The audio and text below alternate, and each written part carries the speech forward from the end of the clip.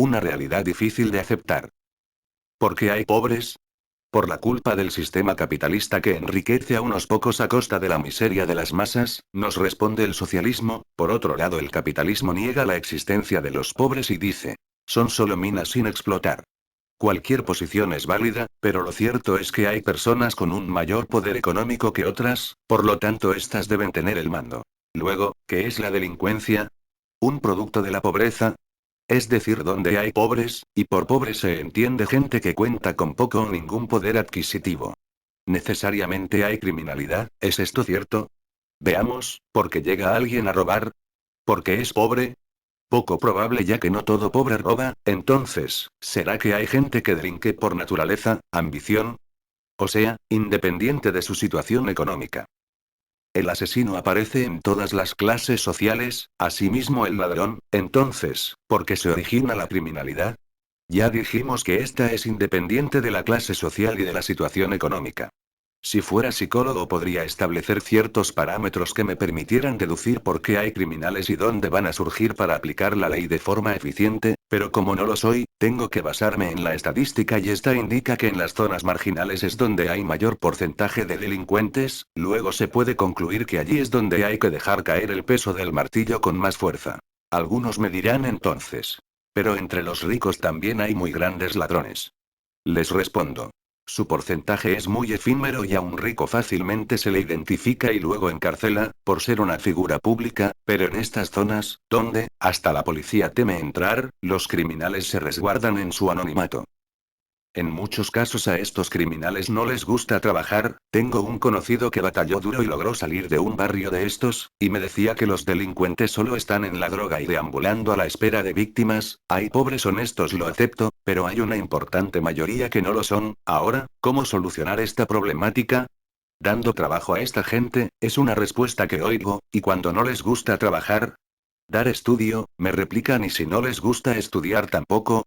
Aumentar la presencia policial en estas zonas, proponen unos pocos. ¿Y arriesgar la vida de estos señores protectores de la ley? Además, hay que tomar en cuenta que mucho criminal es menor de edad y son casi intocables. Por último, alguien más dice. Dar más cultura, apoyar a estas personas, enseñarles el modo correcto de educar sus hijos. Al respecto, en una encuesta que realicé pude ver el nivel tan bajo de educación que estas personas poseen. Algunas madres no saben ni leer, piensan que la realidad es una totalmente distinta, o sea, es una pérdida de plata y tiempo dar cultura a esta gente. Entonces me pregunto, ¿en qué momento apareció este pedazo de sociedad, que se codea con la ilustración de la gente decente, y que parecen vivir en la edad de piedra, donde aún se aplica la ley del más fuerte?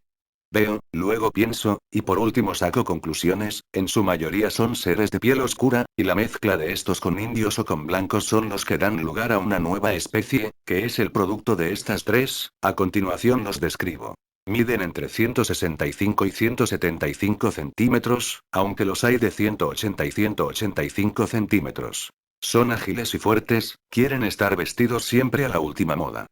Pero no les gusta trabajar aunque poseen todo el potencial que el obrero requiere. Aunque son listos no les gusta hacer ni una suma. Entonces, ¿de qué viven? Robando, extorsionando, matando, etcétera, etcétera. Esta es la generación más desarrollada de delincuentes. ¿Cómo solucionar este problema? Ya sabemos lo que no les gusta hacer, así que el estudio queda descartado, el trabajo, también. Entonces solo nos queda la ley. La cárcel es ineficaz, estas ya están llenas y además es al pueblo al que le toca pagar la manutención de estos señores. Irónico. Luego, ¿qué nos queda por hacer? Que les responda un oficial del ejército, amigo mío. De los terroristas hacia nosotros no hay derechos humanos, de nosotros a los terroristas sí. Le replico. Eso no tiene sentido. ¿Cómo puede ser que un asesino, un traficante, ladrón y hasta degenerados abusadores, que violan los derechos de personas a cada instante, se les respete los suyos? Así es la ley, concluye él. Entonces yo reflexiono, me dirijo a la naturaleza con la misma pregunta, ya que esta es una excelente maestra y siempre contesta acertadamente. Veo en los animales la situación a la que quiero encontrar respuesta. El terror de muchos roedores son los pequeños felinos, pero el terror de estos felinos, son los chacales. Asimismo el terror de estos son los leones. ¿Qué se necesitó para vencer al peligroso felino? Un hambriento chacal, y para vencerlo a él, un feroz león. ¿Qué se necesita, entonces, para vencer a estos hambrientos criminales? Una feroz bestia que juegue con sus mismas reglas y que no tenga relación con la ley, pero que la haga respetar a cualquier precio. Para derrotar una bestia es necesario convertirse en una peor. Muchos dirán que estos son extremos. Pero les respondo.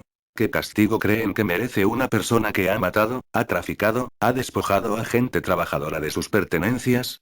¿La cárcel? Que estén bien tranquilos engordándose a costa del pueblo, como cierto pedófilo que mató más de 100 niños. Yo pienso que en este caso, el uso de ciertos métodos de la Inquisición, o del excelente pueblo árabe no les vendría mal. Ah. Es que hay que respetar sus derechos humanos. ¿Ellos acaso pusieron reparos a la hora de violar los derechos de las personas a las que hicieron daño? En mi opinión, aquel que rompe la ley ya no merece que ésta lo cobije y sus derechos pasarían a no ser válidos. Las leyes deben ser más flexibles y adaptables, de acuerdo a las circunstancias. Pero el problema es que la sociedad cada vez se ha ido degradando más. Ahora cualquier aberración es considerada libre expresión. El derecho de hacer lo que quiera con mi cuerpo, esta frase merece un estudio más detallado. Hoy en día están de moda las modificaciones corporales, aunque siempre han existido. Acepto que algunas como tatuarse o perforarse las orejas son aceptables, y si se maneja cierta estética y equilibrio pueden tener hasta un poco de arte.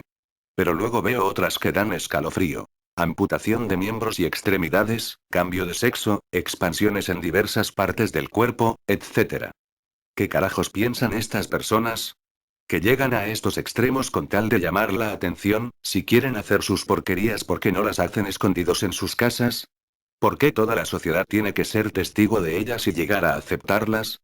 A mí realmente me da asco pensar que ellos también son seres humanos, aunque después de verlos dudaría de que realmente lo sean. Cuando veo esos extraterrestres disfrazados de mujer o sodomitas cogidos de la mano y besándose, al igual que las lésbicas, pienso. Esta gente debería estar aislada de la sociedad. ¿Qué? ¿En manicomios? ¿En guetos? Pero no, a las personas decentes nos toca aceptar. ¿Y nuestros hijos qué van a pensar? Que todo se vale. Hombres con hombres, mujeres con mujeres, de aquí se sigue. Hombres con animales, con niños y cualquier aberración posible. Con esto superamos a Sodoma y Gomorra sobradamente. Luego escucho que estos maricones pueden adoptar niños. Por favor, ¿dónde queda el pudor, la decencia, los derechos humanos de los pobres infantes? No me digan que las aberraciones son permitidas por el Estado. Ahora entiendo por qué la ley no es más fuerte con los pedófilos, porque dentro de poco esto va a ser normal, si no es que ya. A mí me entra una incertidumbre y desespero terribles de lo que estos niños van a ser en un futuro. Si no se vuelven unos sodomitas, de todas maneras van a tener la idea de que eso es normal y que practicarlo no es malo, como la ley lo permite. Si un pedófilo le propone a un niño de estos que se deje sodomizar, ¿alguien cree que éste se va a negar?